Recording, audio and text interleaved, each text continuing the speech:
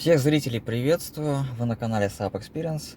И в самом начале видео я хотел бы обратиться к своим зрителям, вот ребята, кто ко мне обращался с вопросами по покупке автомобиля, вы собирались приобретать машины, и я хотел уточнить, как у вас получилось, купили ли вы, остались довольны покупкой. Ну, если можно, напишите, пожалуйста, в комментариях, будет очень интересно и полезно.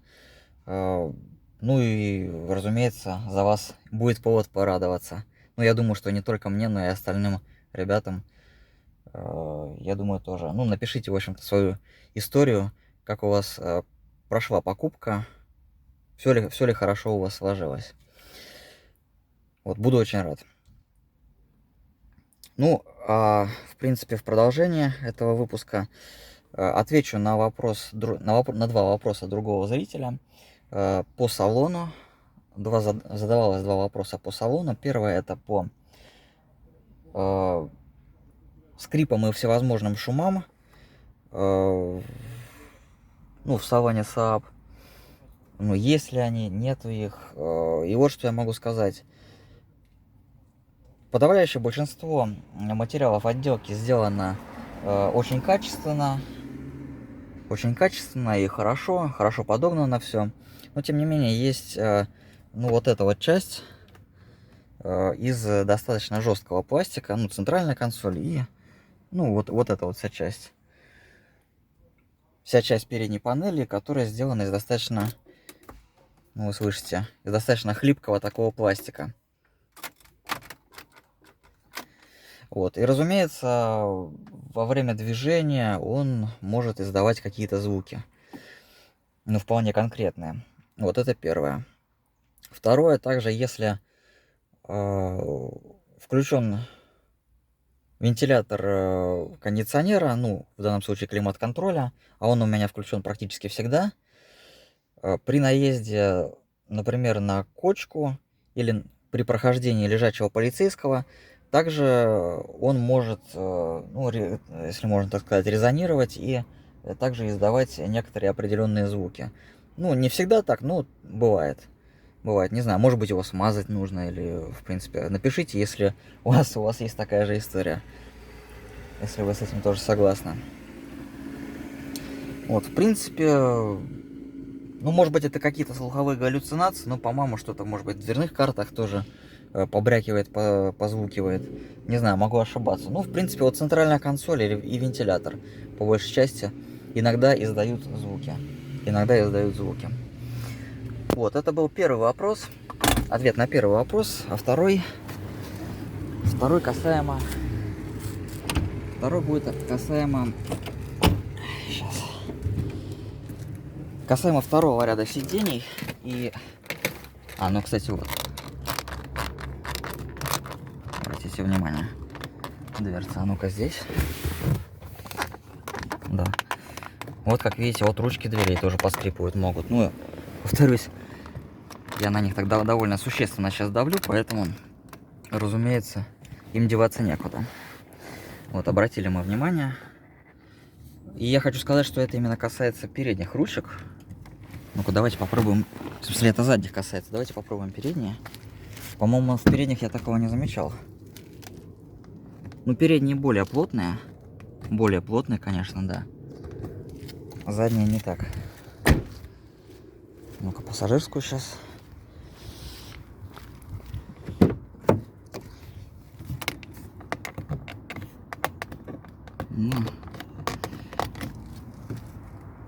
Ну, в общем, передние ручки какие-то более плотные, а задние совсем уж хлипкие. Вот что я могу сказать. Вот, разобрались. В общем, ручки могут, ну, хотя в движении нет. В общем, центральная консоль может скрипеть, и вентилятор, как я уже говорил. Ну, если так надавить, ручки могут тоже издавать какие-то звуки, вполне конкретные. Второй вопрос был задан по поводу места, насколько много места на заднем ряду сидений. Вот я запрыгнул уже и, в принципе, не показал вам. Я решил смоделировать такую вот картину. Водительское сиденье, вот это, отодвинуто так, как, в принципе, я езжу всегда. Я человек небольшого роста, и поэтому я максимально его ставлю, загоняю вперед. Максимально загоняю вперед. Пассажирское сиденье, наоборот, я отодвинул максимально назад, чтобы вы понимали контраст в местах. Сколько здесь места.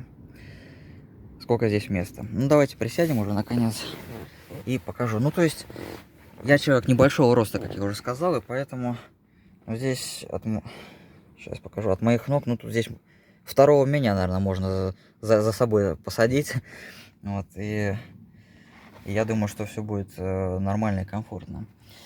Что касается высоких пассажиров, один раз я перевозил прям двух больших мужиков, родственников, и им сзади было комфортно. Вот в такой конфигурации, когда оба сиденья были максимально сдвинуты вперед.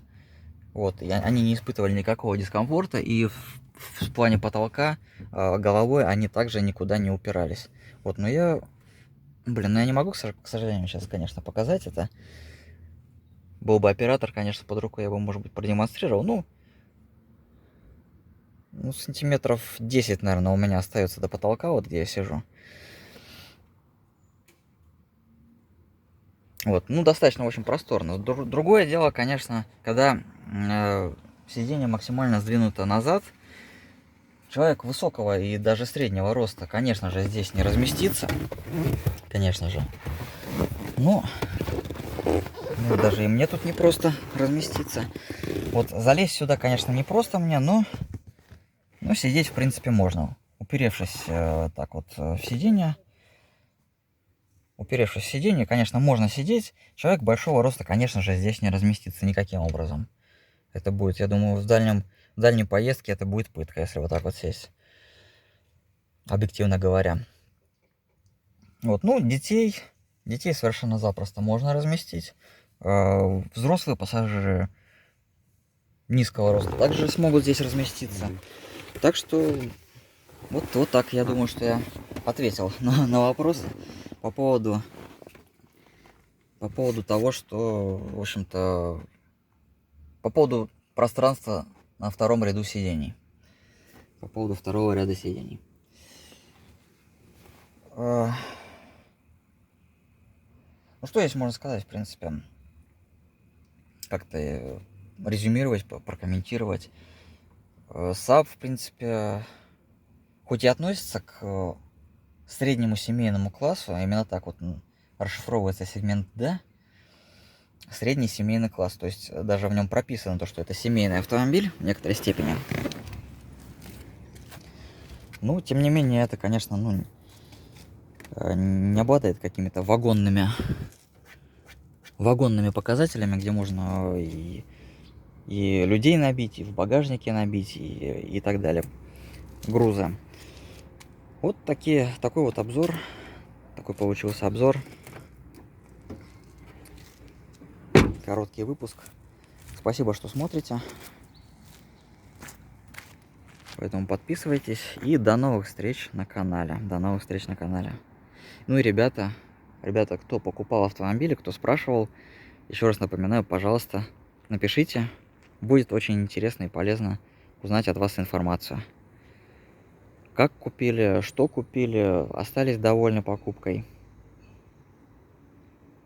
До новых встреч на канале.